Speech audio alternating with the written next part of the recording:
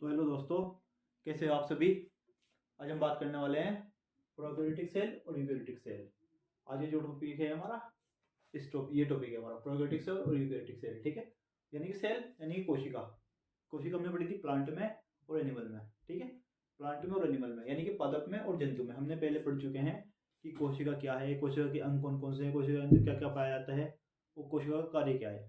तो आज हम उसी को पढ़ रहे हैं, प्रोकैरियोटिक सेल और यूकैरियोटिक सेल। ये भी हमारे कोशिका के संबंध है, मतलब कि प्रोकैरियोटिक सेल और यूकैरियोटिक सेल हमारी जो कोशिका पड़ी होती है प्रोकैरियोटिक सेल और यूकैरियोटिक सेल में। कुछ जंतुओं में, प्लांट में हमारी प्रोकैरियोटिक सेल पाई जाती है, कुछ में यूकैरियोटिक सेल पाई जाती है। अब हम देखेंगे इसमें डिफरेंस क्या है, मतलब कि इनमें हमारा अंतर क्या है कि प्रोकैरियोटिक सेल के क्या काम है, यूकैरियोटिक सेल के क्या काम है, इसमें क्या पाया जाता है, इसमें क्या पाया जाता है, इसका क्या नुकसान है, इसके क्या फायदे हैं। ठीक है, आज हम इसके बारे में पढ़ेंगे। तो जो भी दोस्त हमारे वीडियो देख रहे हैं वो चैनल को सब्सक्राइब कर दें, प्रोकैरियोटिक सेल और यूकैरियोटिक सेल। ठीक है, तो सबसे पहले देखेंगे इनकी कोशिका भित्ति सेल वॉल पतली होती है। जो हमारी प्रोकैरियोटिक सेल होती है ना, इनकी जो सेल वॉल होती है वे बहुत पतली होती है। हमने जब कोशिका पढ़ी थी प्लांट की और एनिमल की, तो हमने उसमें पढ़ा था सेल वॉल। सेल वॉल किसके अंदर पाई जाती है? सेल वॉल पाई जाती है प्लांट के अंदर। ठीक है, जंतु के अंदर नहीं पाई जाती। इनकी कोशिका भित्ति सेल वॉल मोटी होती है, मतलब कि पाई जाती है, लेकिन जो होती है ना मोटी और पतली, यहाँ पर रखे इसमें कोशिका भित्ति इसकी जो होगी ना ये पतली होगी। देखो इसकी जो कोशिका होगी ये पतली होगी और इसकी कोशिका सेल वॉल मोटी होगी। ठीक है, तो हमारा प्लाज्मा मेम्ब्रेन थी जो हमने पढ़ी थी। इनमें केंद्रक न्यूक्लियस अविकसित होता है। मतलब कि अविकसित का क्या मतलब है? अविकसित होता है, अविकसित का मतलब ये है या तो नहीं होता या फिर कम मात्रा में बना होता है। इसमें पढ़ो, देखो इनमें केंद्रक न्यूक्लियस पूर्ण विकसित होता है। मतलब कि एक चीज तो है, हमारी कोई उंगली है, ये तो इतनी बन गई छोटी, और एक होती है पूरी। काम किसका होगा? काम पूरी उंगली करेगी ना, छोटी उंगली तो करने की थोड़ी होगी, वो तो करने की नहीं, पूरी उंगली काम करेगी। तो इसीलिए यहाँ पर है कि इसमें जो न्यूक्लियस होता है वह अविकसित होता है, मतलब कि पूरी तरह बना नहीं होता, और इसमें पूरी तरह बना होता है जो न्यूक्लियस होता है। इनमें कोशिकाओं में केंद्रिका न्यूक्लियस अनुपस्थित होता है। अब इसकी जो कोशिका होती हैं किसकी? प्रोकैरियोट्स की। इनमें जो न्यूक्लियोलस होता है, न्यूक्लियोलस कहाँ होता है? न्यूक्लियस के अंदर अनुपस्थित होता है, मतलब कि अनुपस्थित, अब्सेंट। अब्सेंट होगा, इसमें पाया नहीं जाएगा वह। इसमें इनमें कोशिकाओं में केंद्रिका न्यूक्लियस उपस्थित होता है, इनमें होगा प्रेजेंट। ठीक है, यानी कि यूकैरियोटिक में तो हमारा पाया जा रहा केंद्रक, और हमारा प्रोकैरियोटिक में केंद्रक नहीं पाया जाता। तो ये डिफरेंस है इनमें मेन। देखो हमारा जो आता है ना लिखने के बारे में, ये तो अंतर आता है कि यूकैरियोटिक सेल और प्रोकैरियोटिक सेल के बारे में अंतर लिखो, इनमें डिफरेंस लिखो, या फिर इनकी डिटेल्स डालो, इनकी कमेंट्स करो कि यूकैरियोटिक सेल में क्या पाया जाता है, हमारा प्रोकैरियोटिक सेल में क्या पाया जाता है, क्या नहीं होता प्रोकैरियोटिक सेल में, और यूकैरियोटिक सेल में क्या नहीं होता। ठीक है, तो इससे रिलेटेड है सारा सारा है। अब देखो प्रोकैरियोटिक कोशिकाओं में 70S प्रकार के राइबोसोम पाए जाते हैं। अब हमारी जो प्रोकैरियोटिक कोशिकाएं हैं उसमें हमारे 70S राइबोसोम पाए जा रहे हैं। इसमें कितने पाए जाते हैं? 80S। ठीक है, यूकैरियोटिक कोशिकाओं में 80S प्रकार के राइबोसोम पाए जाते हैं।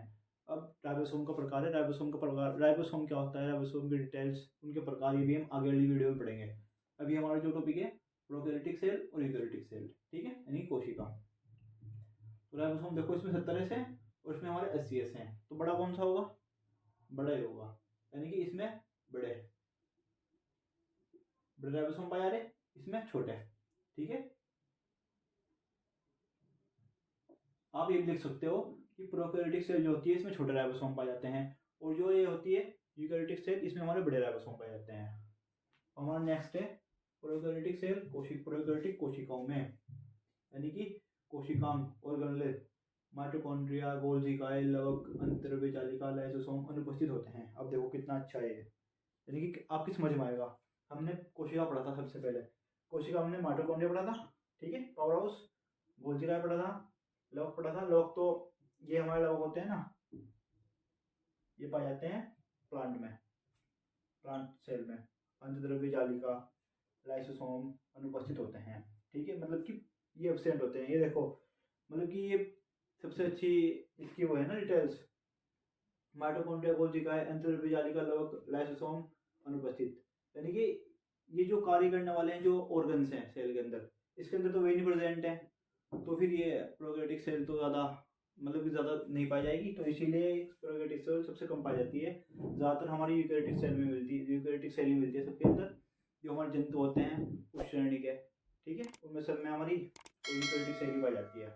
माइटोकॉन्ड्रिया के अंदर देखो ये नहीं है इसके अंदर प्रोकैरियोटिक सेल, कब इसमें देखो यूकैरियोटिक कोशिकाओं में कोशिकांग ऑर्गेनली माइटोकॉन्ड्रिया, गोल्गी, लवक, अंतर्पलब्धी जालिका, लाइसोसोम उपस्थित होते हैं, ठीक है। इसके अंदर हमारी कोशिकांगें माइटोकॉन्ड्रिया, कोशिकाएं, लवक, अंतःपरद्रव्य जालिका, लाइसोसोम उपस्थित हैं, इसके अंदर ये सारे उपस्थित हैं, ठीक है। इनमें कोशिकाओं में केवल एक वृत्ताकार डीएनए अणु के रूप में गुणसूत्र होता है। अब देखो इसमें हमारा डीएनए है, वे क्या में किस रूप में है, एक वृत्ताकार डीएनए अणु के रूप में गुणसूत्र क्या होता है, यानी कि इसमें एक गुणसूत्र पाया जा रहा है वो भी डीएनए अणु के रूप में। इसमें एक गुणसूत्र पाया गया हमारा वो भी डीएनए अणु के रूप में प्रोकैरियोटिक में। अब देखो इनमें एक से अधिक गुणसूत्र होते हैं जो केंद्रक में उपस्थित होते हैं, एक से अधिक गुणसूत्र होंगे, ठीक है, जो केंद्रक में उपस्थित होंगे। इसमें जो हमारे केंद्रक गुणसूत्र होंगे ना वे एक से अधिक होंगे, उसमें तो हमारा खाली एक होगा। इनमें रसधानी वॉक्यूल्स अनुपस्थित होते हैं, इसमें रसधानी नहीं होगी, वॉक्यूल्स नहीं होंगे, इसमें रसधानी वॉक्यूल्स उपस्थित होंगे। आपको बिल्कुल जो को तू ये लिखना है सेम टू सेम। देखो अब मैं पढ़ा रहा हूँ ना, तो आपको या तो इसके साथ साथ लिखना है, फिर नोट्स बनाने हैं, ठीक है। मैं पढ़ा रहा हूँ प्रोकैरियोटिक, इसके नोट्स बनाते जाओ, और यूकैरियोटिक इसके नोट्स बनाते जाओ। इन्हें पढ़ लो, एक पढ़ना है आपको, ये पढ़ना है, फिर इसका अपोजिट लिखना है वे वाला, ये पढ़ना है, फिर इसका अपोजिट लिखना है वे वाला, ये पढ़ना है, इसका अपोजिट वे लिखना है, इस तरह करके ये पूरी हमारी थ्योरी हो जाएगी इसकी, और आपको याद हो जाएगी बहुत जल्दी। इनमें सूत्रीय विभाजन माइटोटिक डिवीजन नहीं होता, सूत्रीय विभाजन होता है ना हमारा, लेकिन इनमें नहीं होता। जो प्रोकैरियोटिक कोशिका होती है इनमें सूत्रीय विभाजन माइटोटिक डिवीजन होता है, ठीक है। सूत्रीय विभाजन इसमें नहीं हो रहा हमारा माइटोटिक डिवीजन, बट इसमें हो रहा है। श्वसन एंजाइम प्लाज्मा झिल्ली पर होते हैं। इसके जो श्वसन एंजाइम होते हैं, श्वसन एंजाइम मतलब कि रेस्पिरेटरी एंजाइम्स, जो हमें सांस लेने में सहायता करते हैं, एंजाइम्स वो होते हैं इसमें, कहाँ पर, ये प्लाज्मा झिल्ली पर होते हैं, ठीक है। इसमें कहाँ है माइटोकॉन्ड्रिया पर। श्वसन एंजाइम माइटोकॉन्ड्रिया में उपस्थित होते हैं। कितना अच्छा डिफरेंस है, ये भी कितना बड़ा डिफरेंस है। इसमें तो हमारे जो एंजाइम्स हैं वे हमारे प्लाज्मा झिल्ली पर हैं, ठीक है, रेस्पिरेटरी एंजाइम्स, और जिसमें रेस्पिरेटरी एंजाइम्स हैं हमारे वे कहाँ पर है, माइटोकॉन्ड्रिया पर। इनमें सूक्ष्म नलिकाएं एवं सूक्ष्म तंतुक, जिसे हम बोलते हैं माइक्रोट्यूब्यूल्स एंड माइक्रोफिलामेंट, अनुपस्थित अब्सेंट होते हैं। हमारे जो माइक्रोट्यूब्यूल्स होते हैं हमारे अंदर, वो फिलामेंट्स होते हैं, माइक्रोफिलामेंट्स, वे भी इसके अंदर अब्सेंट है, मतलब कि नहीं है। और इसके अंदर इसमें सूक्ष्म नलिकाएं एवं सूक्ष्म तंतुक मतलब कि माइक्रोट्यूब्यूल्स एंड माइक्रोफिलामेंट्स उपस्थित होते हैं, प्रेजेंट होते हैं। इनमें दोनों प्रेजेंट है, इनमें प्रेजेंट नहीं है, ठीक है। ये भी एक मेजर